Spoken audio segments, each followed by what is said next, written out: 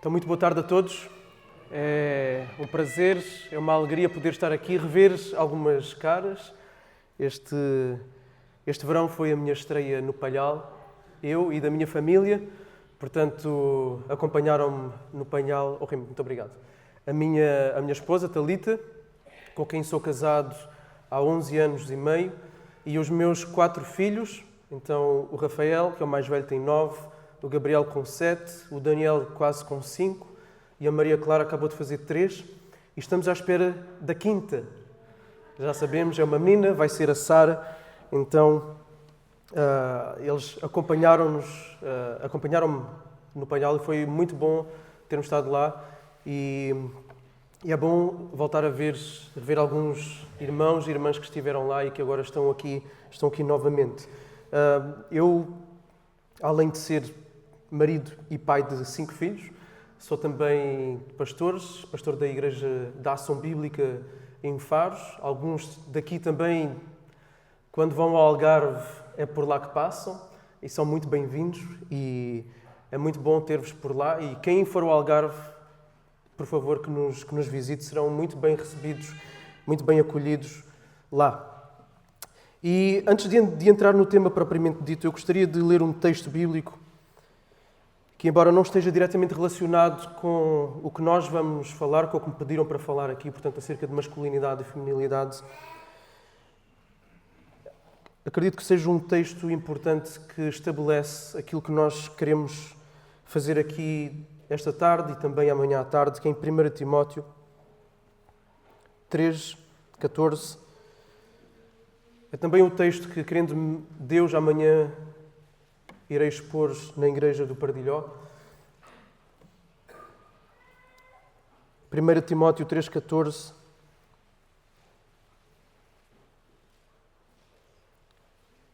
E diz assim: Escrevo-te estas coisas, esperando ir ver-te em breve, escreve o apóstolo Paulo a Timóteo, para que, se eu tardar, fiques ciente, sabedor, conhecedor, de como se deve proceder na casa de Deus, que é a Igreja do Deus vivo, coluna e baluarte da verdade.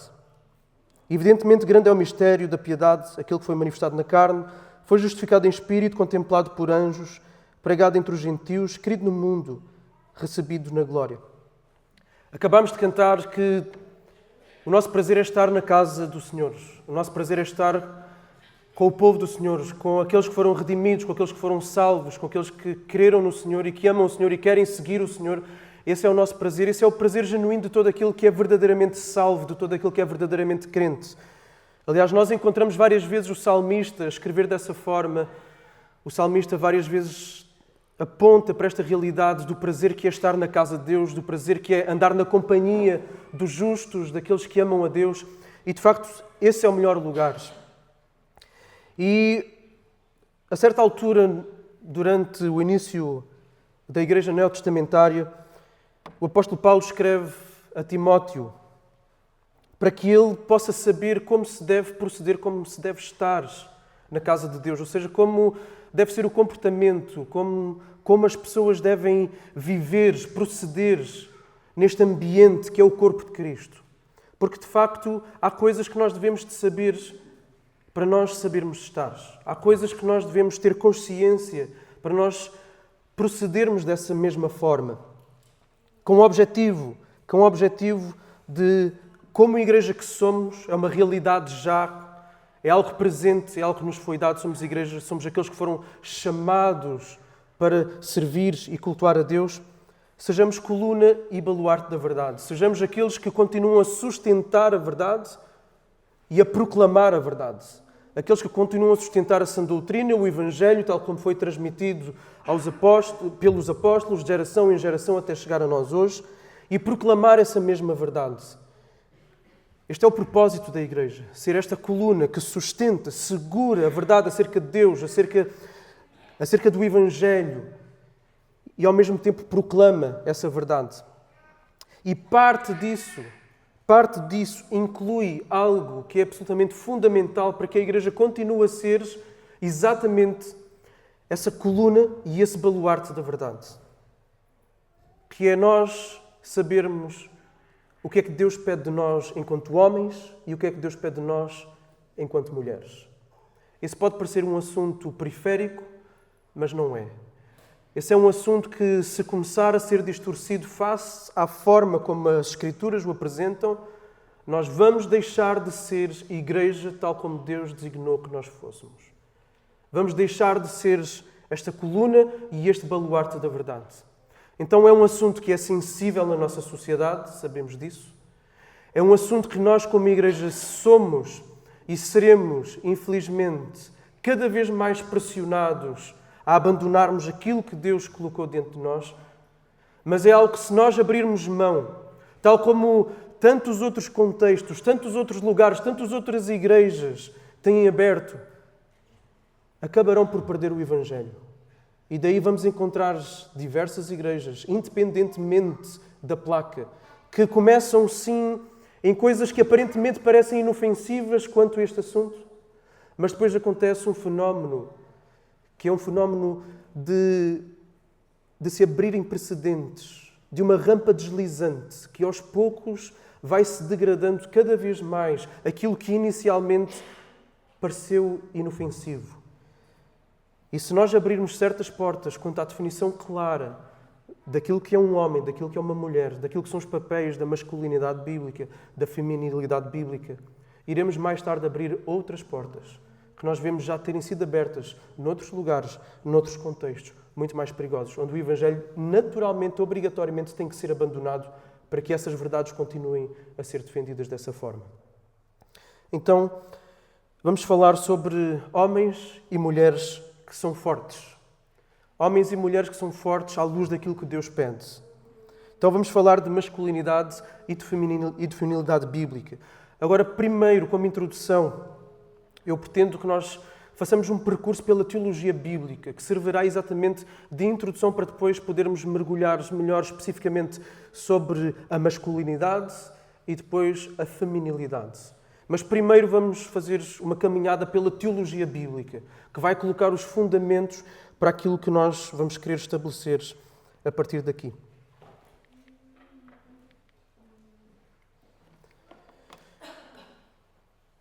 O que significa ser um homem? O que significa ser uma mulher? Estas podem parecer perguntas simples ou até perguntas tontas. Podem parecer perguntas que, se fossem colocadas há 50 anos atrás, ou se calhar nem tanto, as pessoas iam se rir da nossa cara se nós as colocássemos.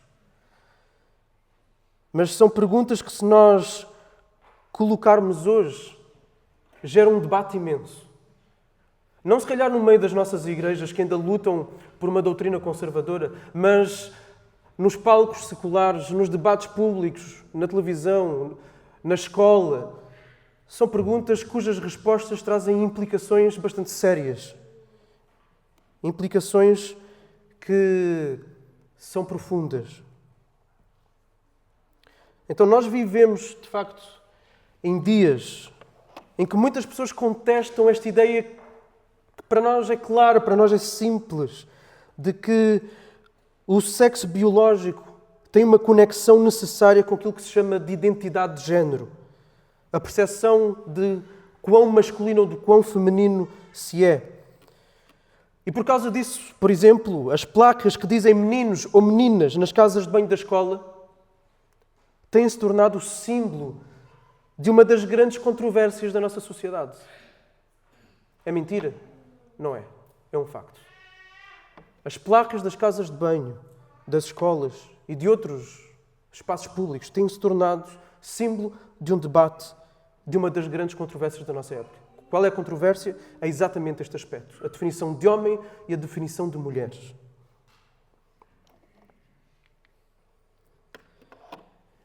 Mesmo além dos nossos corpos físicos, também temos de lutar com o debate sobre a questão dos papéis exercidos pelos homens e pelas mulheres. Pelo menos no passado, há não muito tempo atrás, havia certas expectativas, havia coisas que se esperavam. Havia expectativas diferentes na cultura de como os homens, de como as mulheres de como se deviam de comportar, de como deveriam de agir, de como se deveriam se vestir, em que tipo de empregos Mais homens trabalham, menos mulheres trabalham. Em que tipos de empregos mais mulheres trabalham, menos homens trabalham. Que entretenimento. Cada um tem uma tendência para gostar, para procurar. As reações emocionais que é esperado de cada um. Havia coisas minimamente definidas.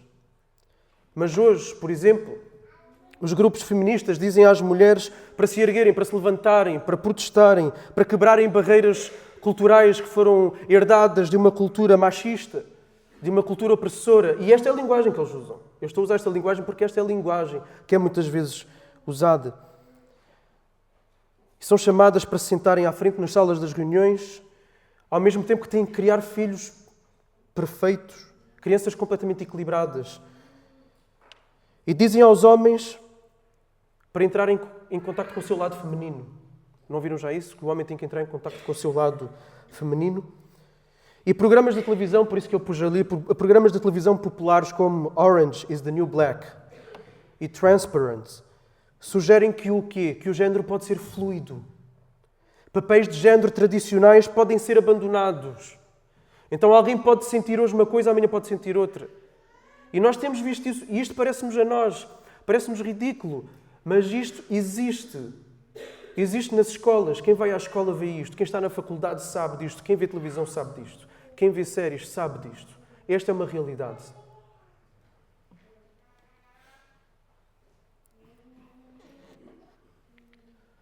No entanto, as publicidades entre essas séries, as publicidades que acontecem enquanto duram essas séries que apresentam, defendem a fluidez de géneros, elas ainda dependem, e esta é a ironia, elas ainda dependem e perpetuam os estereótipos de género tradicionais. Ou seja, uma pick-up, um SUV, são conduzidos por quem geralmente? Nas publicidades. Por homens. E os ambientadores são pulverizados por quem? Por mulheres.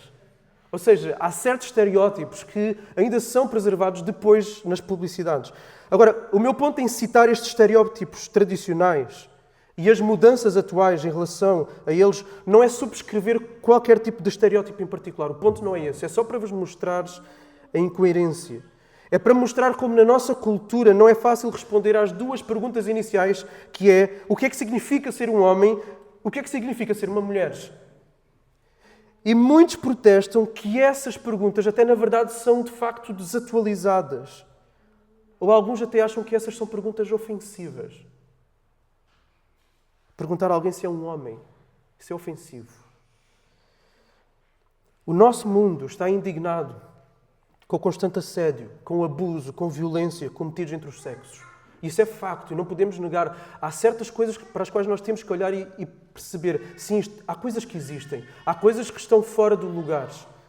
Mas a resposta não é aquela que tem sido apresentada. E temos visto, de facto, assédio, abuso de homens contra mulheres. Desde os estúdios de Hollywood aos consultórios médicos, em vários lugares, nas escolas, as pessoas perguntam, será que os homens são confiáveis? Por causa destes abusos. Então nós estamos inseridos numa realidade de muita confusão instalada em relação à sexualidade. E esta confusão é cada vez maior. Há muita distorção. Essa distorção que está a ser implementada, ela é intencional e é fruto de agendas ideológicas que causam caos social, especialmente junto das crianças que nascem nos dias de hoje e que não têm referências claras e firmes. Não têm referências claras e firmes. Agora, o problema para nós cristãos, nós podemos dizer, ok, mas isto é o que acontece na televisão, isto é o que acontece no YouTube, isto é o que acontece no Netflix, isto é o que acontece nas escolas. Mas nós cristãos, as paredes das nossas igrejas não são hermeticamente fechadas, a estas influências. Elas penetram. Elas infiltram-se nas nossas comunidades. Porquê? Porque nós vemos televisão, porque nós vemos séries, porque nós vemos filmes, porque nós temos colegas de trabalho, porque nós vemos televisão, porque os nossos filhos estão nas escolas. A igreja está no mundo. Jesus disse, e é suposto que a igreja esteja no mundo. Vocês estão no mundo, embora não sejam do mundo, mas vocês estão no mundo. Então, vamos recebendo influências. E às vezes essa influência é mais subtil do que nós estamos preparados, primeiro, para ver e segundo, para admitir. Agora, uma pergunta que somos obrigados a colocar e que vai abrir as portas para aquilo que vamos fazer a seguir é: será que existe uma visão de género que é realmente boa para o florescimento humano? Que é proveitosa, que é saudável, que promove o florescimento da humanidade? A palavra de Deus diz que sim. E é para lá que nós vamos olhar.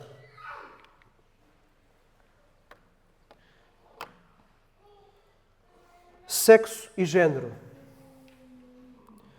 O sexo é apenas biológico.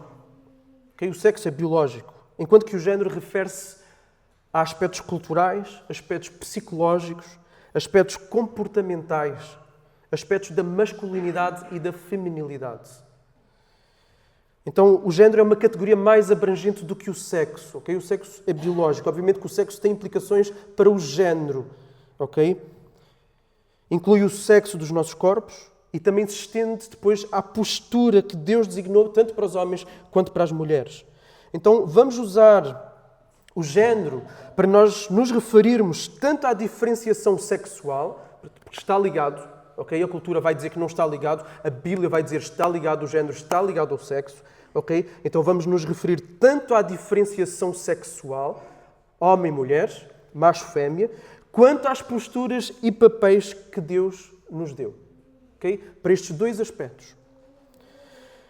Algumas expressões dos géneros são, de facto, aspectos culturais, não da Bíblia. Okay? Não fazem parte do design de Deus. Por exemplo, vestir meninos de azul e vestir meninas de rosa não está na Bíblia que tem que ser assim. Foi algo que culturalmente se foi instalando. Mas pelo facto de se ter instalado não quer dizer que nós vamos jogar fora.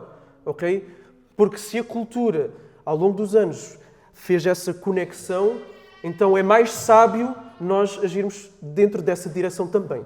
Okay? Mas não é algo que está definitivamente na Bíblia. Aliás, a Bíblia em Deuteronômio, ou a Bíblia na lei, no Antigo Testamento, vai fazer uma diferenciação da questão da roupa do homem e da mulher. Okay? Então, nós podemos ir para culturas diferentes. Nós podemos ir para uma cultura árabe, por exemplo, em que vamos encontrar os homens a usar túnicas e as mulheres também usam túnicas.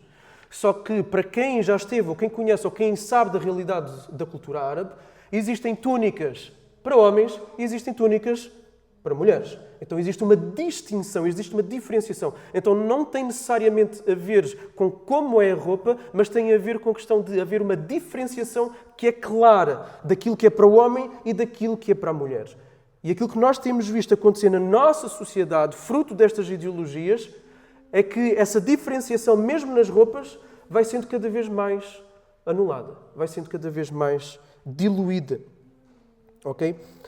Então, algumas expressões são meramente culturais, como este exemplo que eu vos dei. Mas existem algumas facetas do género que são inatas, ou seja, são próprias à forma como Deus nos criou. Ok? São próprias a nós.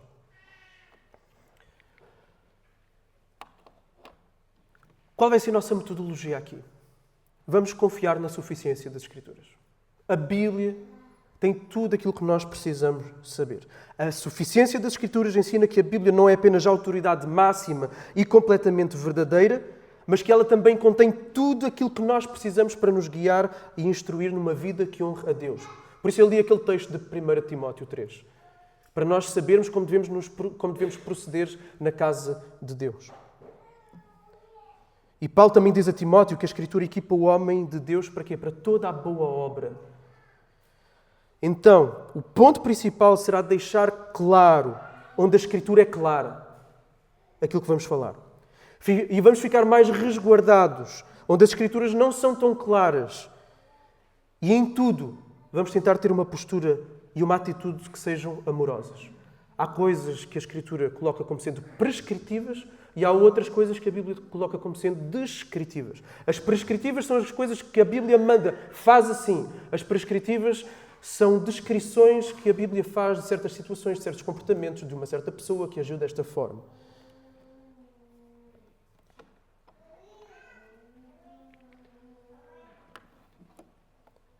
O que veremos então no tópico de género é que às vezes, em relação a este assunto da masculinidade, da feminilidade, às vezes a Bíblia ela é prescritiva. Ela prescreve, ela dá, ela atribui, ela ordena papéis específicos e formas de estar próprias para homens e próprias para mulheres, em certos relacionamentos e também em certos contextos. Ok? Então, há formas de estar na igreja, há formas de estar no casamento, há formas de estar na sociedade. E a Bíblia prescreve para esses contextos e para esses relacionamentos. Outras vezes a Bíblia vai ser descritiva. Ela vai descrever, vai retratar e vai mostrar homens e mulheres na Bíblia, vai relatar como é que Deus nos criou. Mas pode não haver necessariamente e exatamente um mandamento para obedecer a uma proibição para nós seguirmos. Ok? Um mandamento ou uma proibição. Pode não haver, pode não estar claro. Ainda assim, mesmo essas passagens, as Escrituras, mesmo nessas passagens, são um guia suficiente para nós. Precisamos apenas de ter sabedoria para descobrir como podemos viver melhor à luz dos padrões e dos princípios que nós formos encontrando. E este serve não só para este assunto, serve para qualquer outro assunto.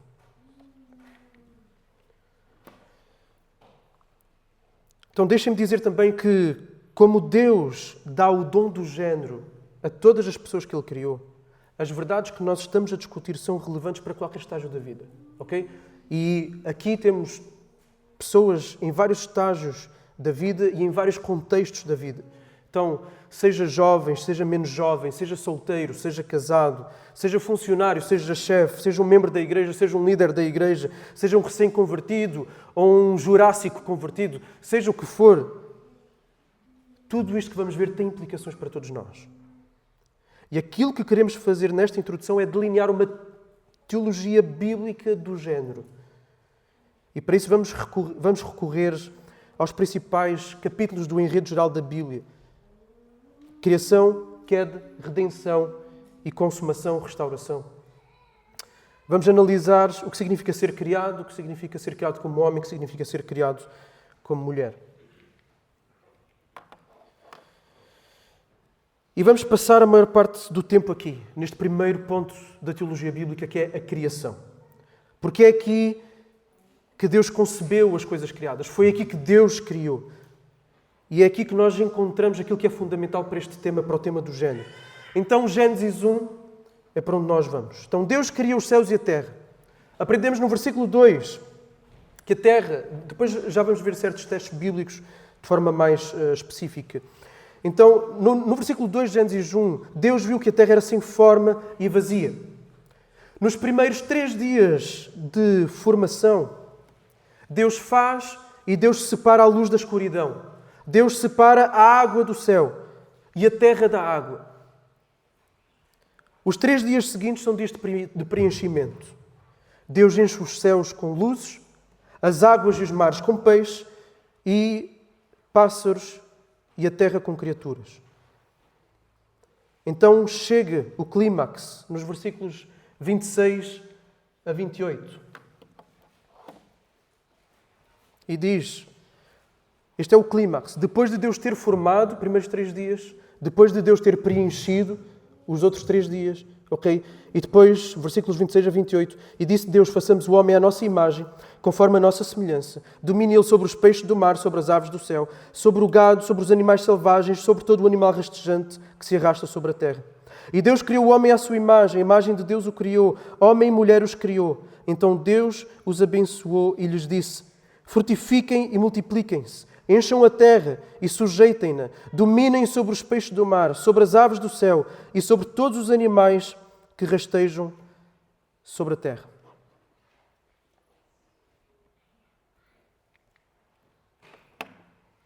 E Deus viu, versículo 31, tudo quanto fizer, e era muito bom. E foram-se a tarde e a manhã o 6º dia. Homem e mulher Deus os criou. Masculinidade e feminilidade. É uma ideia de Deus. É uma criação de Deus. E Deus é infinitamente sábio. E o género faz parte da beleza de toda a criação que Deus fez.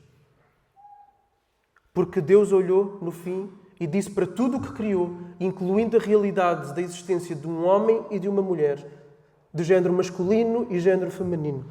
E Deus disse o quê? Deus disse que era muito bom. Que era muito bom. Disse Deus: façamos o homem à nossa imagem, conforme a nossa semelhança. Domine ele sobre os peixes do mar, sobre as aves do céu, sobre o gado, sobre os animais selvagens, sobre todo o animal rastejante que se arrasta sobre a terra. E Deus criou o homem à sua imagem, a imagem de Deus o criou, homem e mulher os criou. Então Deus os abençoou e lhes disse: frutificai, multiplicai-vos, enchei a terra e sujeitai-a, dominai sobre os peixes do mar, sobre as aves do céu e sobre todos os animais que rastejam sobre a terra. Reparem no versículo 26. Façamos o homem à nossa imagem, conforme a nossa semelhança. A Bíblia não começa, sublinho, a Bíblia não começa com as diferenças entre homens e mulheres. A Bíblia começa com o quê? Com igualdade entre o homem e a mulher. E esta é a verdade fundamental sobre toda a humanidade. A dignidade de cada ser humano pelo facto de ter sido criado à imagem de Deus. Somos todos criados à imagem de Deus, homens e mulheres. O que é que isso significa? Que não podemos esgotar totalmente as glórias disso, a beleza disso. Aqui estão 3 coisas que podemos dizer. 1. A imagem de Deus define a essência daquilo que nós somos. Somos seres à semelhança de Deus. Por outras palavras, ao contrário dos animais, nós temos personalidade, temos uma alma. Somos chamados a nos relacionarmos. Vemos o amor do outro e derramamos amor em direção ao outro. Relacionamo-nos. 2. A imagem de Deus em nós vai definir também a nossa função, aquilo que nós vamos fazer. Primeiro define a nossa essência, o que nós somos. Em segundo, define aquilo que nós fazemos. O que é que somos chamados a fazer? Sujeitar a terra, dominar a terra, encher a terra. Então não somos apenas como Deus.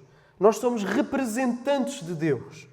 Governando o mundo que Ele criou, porque Ele nos deu essa responsabilidade. Somos seus representantes para dominar, para sujeitar a terra que é dele, que Ele criou. Somos vice-regentes do reino. Somos mordomos da sua criação. 3. A imagem de Deus marca-nos como seres relacionais. Versículo 27. Masculino e feminino, Ele os criou. Homem e mulher os criou. Deus é um Deus relacional. Deus é trinitário. Deus Pai, Deus Filho e Deus Espírito. E Deus existe em 3 pessoas, numa harmonia perfeita de amor. Vejam, nós nunca poderíamos dizer que Deus é amor se nós estivéssemos numa outra religião em que só há de facto um Deus e somente um Deus sem mais nenhuma pessoa. É impossível dizer isso. Porquê? Para nós afirmarmos que Deus é amor, na sua essência, então isso significa que Deus tem que ter um objeto de amor. Isso significa que Deus tem que amar. Para Ele ser amor, Ele tem que amar. E para Ele amar, Ele tem que ter alguém que amar. Agora, antes de nós existirmos, antes do mundo existir, antes de tudo existir, Deus é, e Deus é em 3. E por isso, Deus tem objeto de amor. Por isso nós podemos dizer que Deus é amor desde sempre. Deus é amor desde a eternidade. E essa sua essência amorosa transbordou, saiu para fora. E aquilo que Ele queria, à sua imagem, à imagem da Trindade, é o homem e a mulher com a capacidade de se amarem. O relacionamento. Então faz sentido que Deus expresse a sua imagem numa raça que seja diferenciada. A humanidade tem um tipo masculino, tem um tipo feminino, como um reflexo do aspecto comunitário da Trindade. E isto é belo. Se nós refletirmos sobre isto, isto é beleza.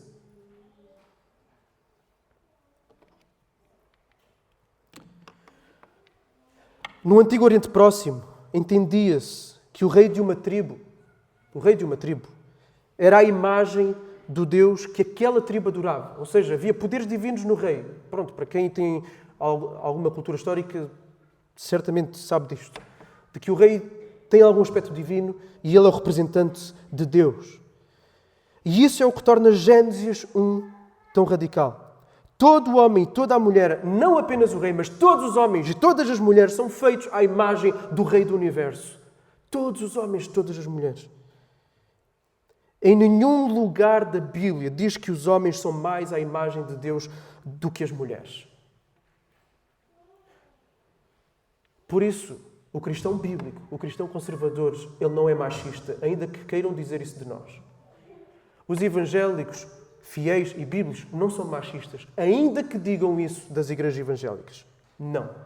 Homem e mulher são os dois feitos à imagem de Deus. Desde a sua primeira página, a Bíblia opõe-se aos erros de dominação e de subjugação masculina pecaminosa que nós vemos muitas vezes na nossa sociedade e cultura. Se Deus nos define como iguais em valores, então isso resolve para sempre a questão do valor pessoal. Não há ninguém intrinsecamente superior a absolutamente ninguém.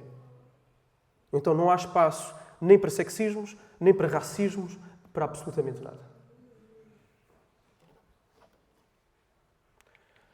Agora chegamos a Gênesis 2. Gênesis 1 é como se estivéssemos a ver o Google Earth, ok? Que vemos uma visão mais ampliada. Gênesis 2 vai para o Google Street, para quem sabe o que é. Que nós conseguimos ver as ruas, conseguimos ver as fachadas, conseguimos ver a fachada da igreja, aqui certamente através do Google Street. Então vamos ver os versículos 15 do capítulo 2 e depois do 18 a 24.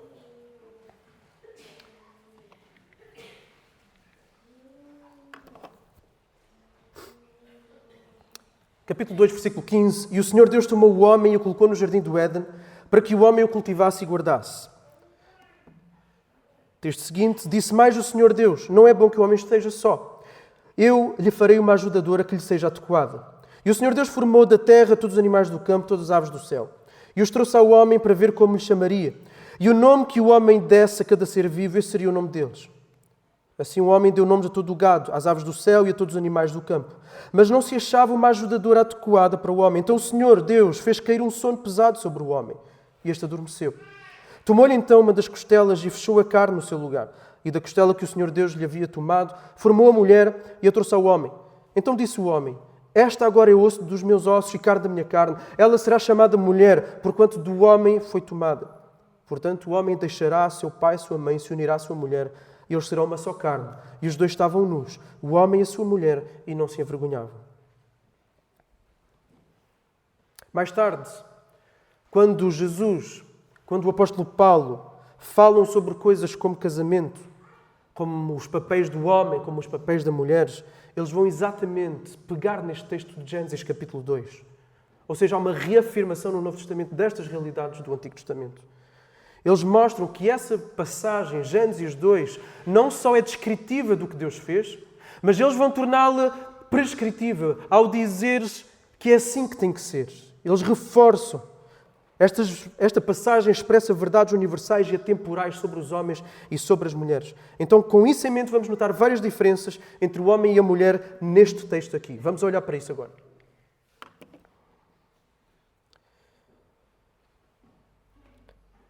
Então nós vemos que Deus criou o homem primeiro e colocou-o no jardim antes que Eva fosse criada.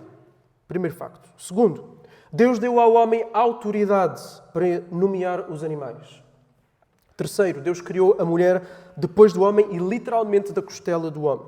Quarto, o homem dá um nome à mulher, nomeia a mulher. Quinto, Deus encarregou o homem de trabalhar e de manter o jardim.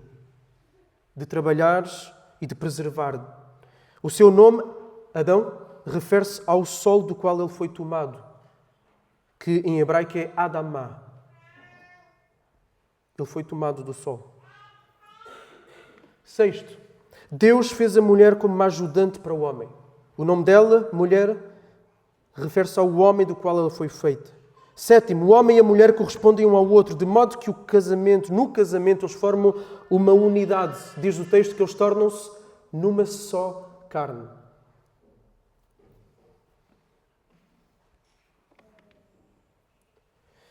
Então o homem e a mulher recebem uma responsabilidade clara: dominar, encher a terra, multiplicar-se. E essa responsabilidade tem duas partes que estão relacionadas: exercer domínio sobre a terra e ser frutífero e multiplicar.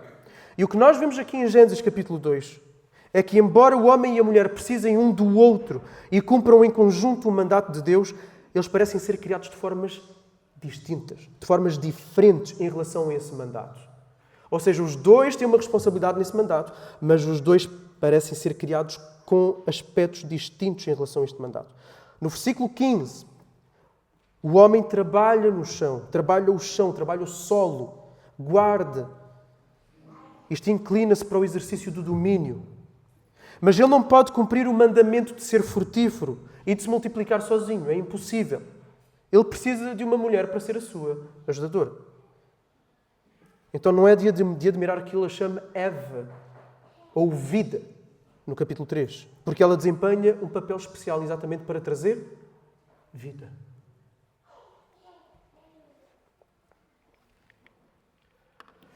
Agora, é subtil, mas a postura esperada de Adão parece corresponder ao trabalho da formação de Deus, da criação de Deus na formação da terra e da criação nos dias 1 até o dia 3. Ele nomeia os animais e governa sobre eles, tal como Deus nomeou as luzes, o céu e a terra. Já a postura esperada de Eva corresponde mais de perto ao trabalho de Deus na segunda parte da criação, o preenchimento, colocar os animais no céu, os animais no mar, os animais na terra. É principalmente através da mulher que o casal se torna frutífero e preenche a terra que o homem é chamado a cuidar e guardar e cultivar.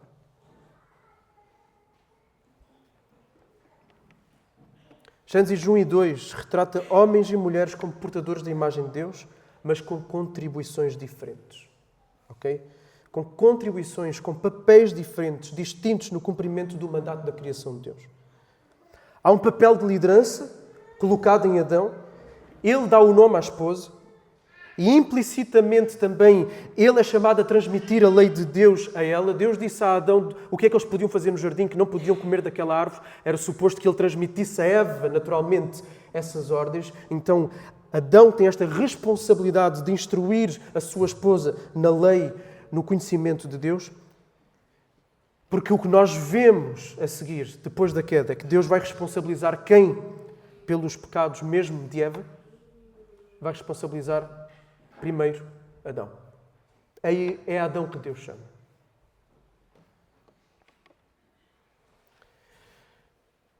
E, no entanto,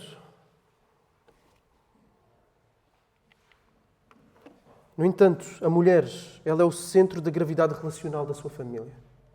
Aprendemos que um homem deixa quem? Os seus pais e vai formar uma nova unidade familiar juntando-se à sua mulher, a unidade gravitacional. Ela é a âncora, ela é a ajudante do homem. O homem precisa dela. O homem precisa da mulher. E o facto de ser chamado ajudante não é absolutamente nada diminutivo da mulher. Se nós vermos, Deus várias vezes no Antigo Testamento é chamado de ajudante do seu povo no Antigo Testamento.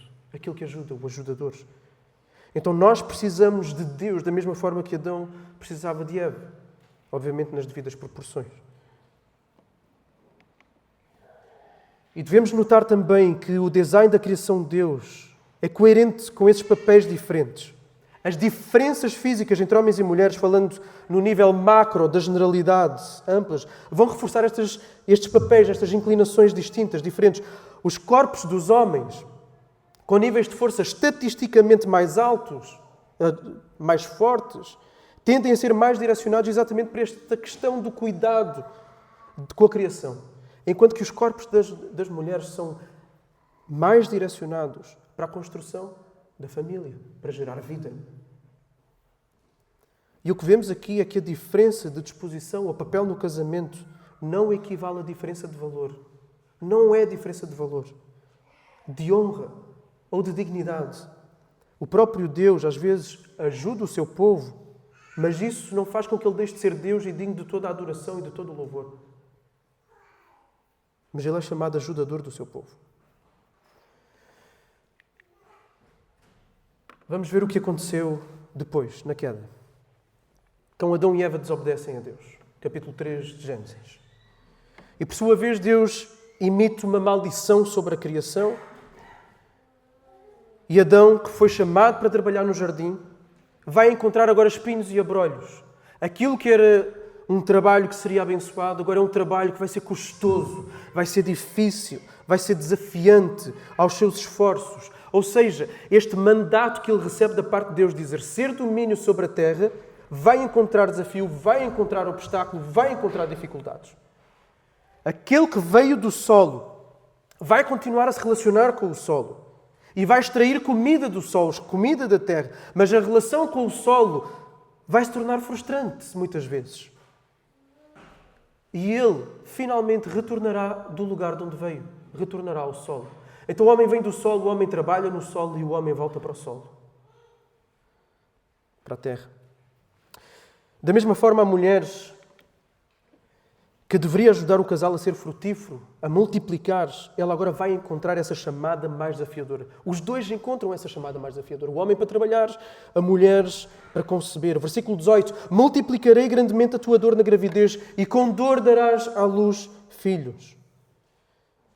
E na frase seguinte nós vemos aquela que veio do homem, ainda se relacionará com o homem e terão filhos juntos, mas o relacionamento dela com o homem vai ser frustrado. Vão se frustrar um com o outro, o homem e a mulher. O teu desejo será para o teu marido. Ele governará sobre ela. E esta é uma frase difícil de nós interpretarmos. A palavra traduzida como sendo contrário a também pode ser traduzida na Bíblia por para, aqui neste aspecto. Então o que nós vemos é que existirá um conflito de relacionamento entre o homem e entre a mulher, fruto da queda. No mínimo, nós vemos aqui que os desejos da mulher e o domínio do homem ficarão além, ou pelo contrário, ficarão aquém daquilo que Deus originalmente pretendia e designou. O casamento deles devia demonstrar a autoridade amorosa por parte do homem, uma autoridade que serve, uma autoridade que se doa, uma autoridade que cuida e uma submissão confiante, voluntária, por parte da mulher. Mas essas posturas vão ser distorcidas por causa do pecado. E por isso encontramos homens que, ou de um lado, exercem um autoritarismo nocivo e destruidor, ou por outro lado, são completamente omissos no seu casamento. E do outro lado encontramos a mulher que se insurge contra a liderança do seu marido, fruto exatamente do pecado. Afinal, porque é que Paulo tem que dizer aos maridos que amem as suas esposas da mesma forma que Cristo amou a igreja e se doou a ela? E porque é que ele tem que dizer às esposas, submetam-se aos vossos maridos, lá em Efésios capítulo 5? É exatamente por causa desta questão da queda. Ele está a reforçar as boas intenções de Deus na criação para o casamento.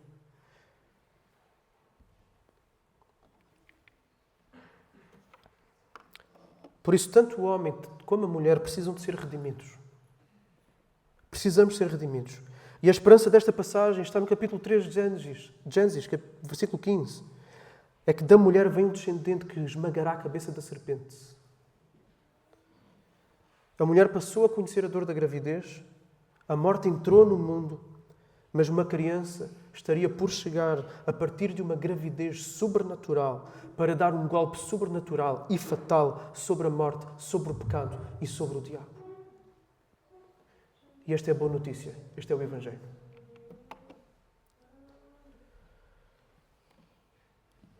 Como cristãos, nós nunca deveríamos de deixar de nos surpreender com a confusão que existe na nossa sociedade.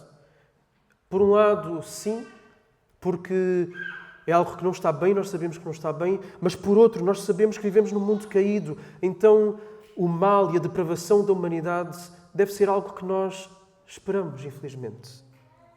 E especialmente em relação ao género e à sexualidade. Aquilo não são duas crianças diferentes. É a mesma criança que fez uma transição de género.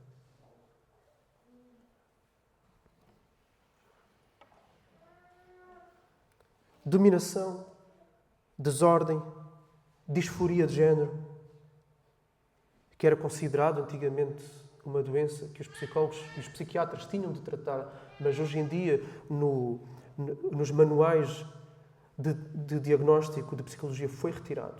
Okay? Já não está lá mais disforia de género. Okay? Exatamente por estas questões de pressão cultural.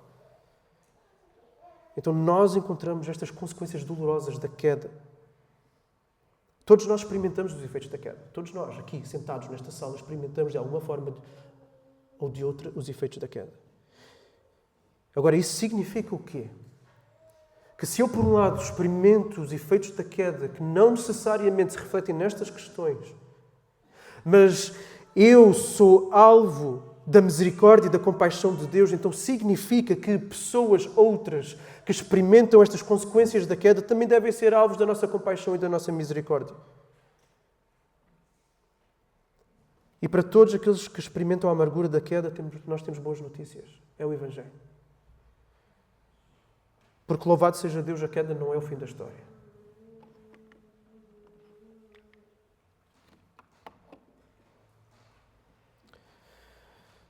Cristo veio a nós. O eterno Filho de Deus assumiu a natureza humana. Tornou-se como nós, como homem. Nasceu de uma mulher. Ele é a promessa que foi feita a Eva, o descendente que viria, que esmagaria a cabeça da serpente. A serpente que trouxe todo o mal, que trouxe todo o sofrimento, que trouxe toda a dor ao mundo. Ele é aquele que acabaria com o poder do pecado e da morte. Ele nasceu de uma mulher. E as Escrituras apresentam Cristo como sendo o quê? Como sendo o segundo Adão, o homem perfeito, completo. Colossenses 1,15 diz, Ele é a imagem de Deus. E Ele ofereceu a sua vida como sacrifício.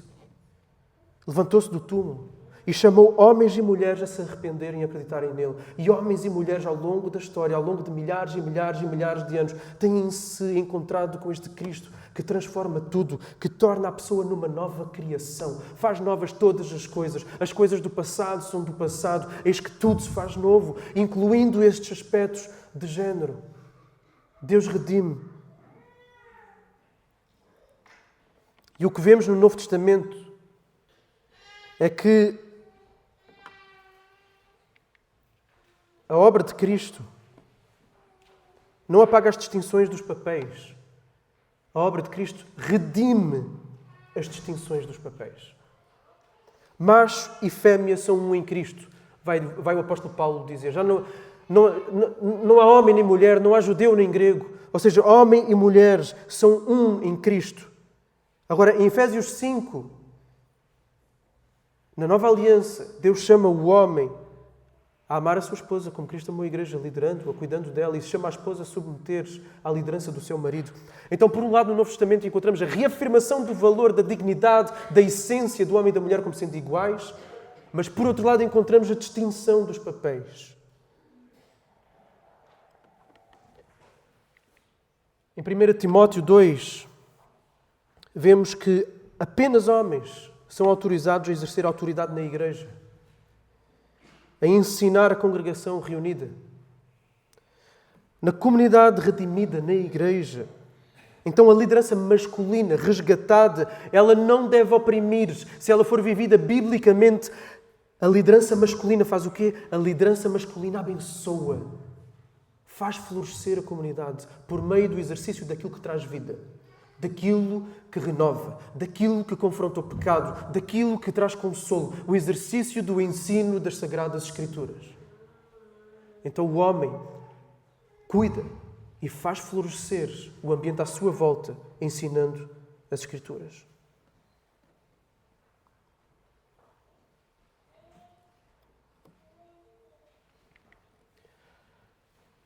E quando chegarmos ao final da história, quando Cristo voltar, quando os crentes morarem com Deus nos novos céus, na nova terra, como é que vai ser? A Bíblia descreve aquele dia como um dia de nova criação. Romanos 8:21 diz, na esperança de que também a própria criação seja libertada do cativeiro da degeneração para a liberdade da glória dos filhos de Deus. Ou seja, vai acabar a degeneração que nós assistimos diante dos nossos olhos. Vai terminar. É para a liberdade da glória dos filhos de Deus. Jesus ensina que o casamento humano não existirá mais na nova criação.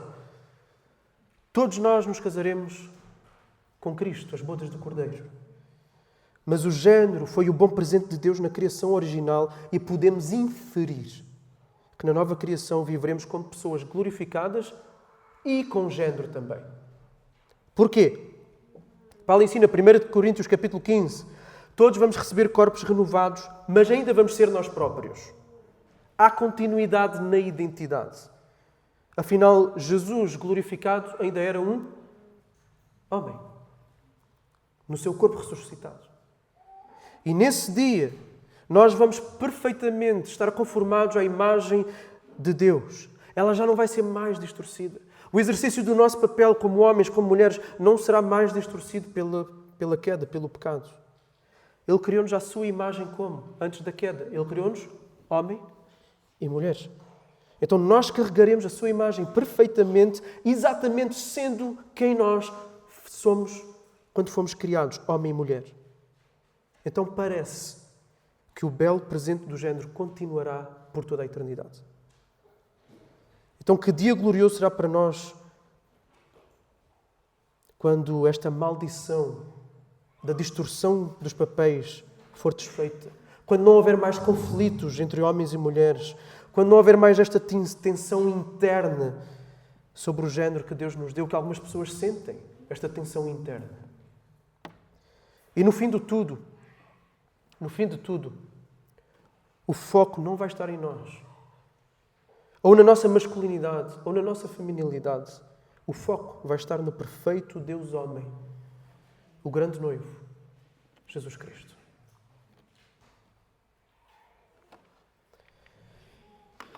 Existem, no entanto, alguns cristãos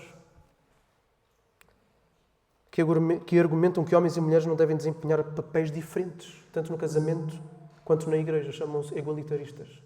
E há muitos por aí.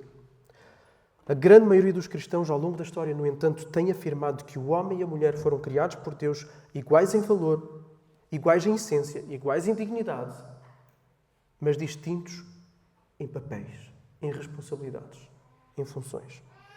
E esta posição é aquilo que nós chamamos de complementarismo. Ou seja, os dois se complementam. E eu concluo.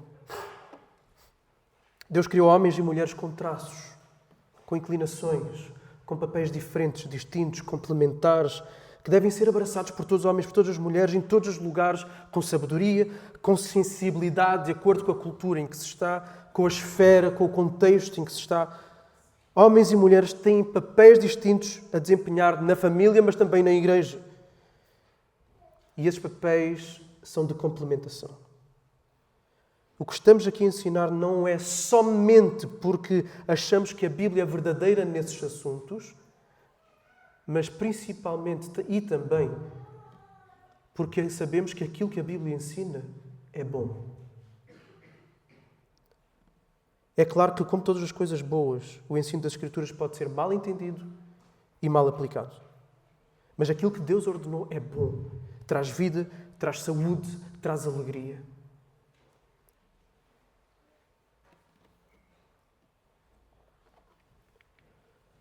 Então, Deus, na sua sabedoria, fez de cada um de nós um homem e uma mulher, fez de si um homem, fez de si uma mulher.